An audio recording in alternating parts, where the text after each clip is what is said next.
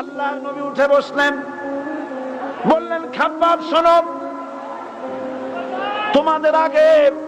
যারা এই পৃথিবীতে এসেছিলেন দ্বীনের দাওয়াত দেওয়ার জন্য, সমকালীন রাষ্ট্র শক্তি তাদেরকে ধরতো,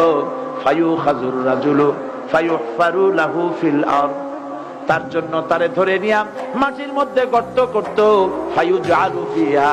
এরপরে সেই গর্তের ভিতরে তাকে কোমর পর্যন্ত গেড়ে দিত,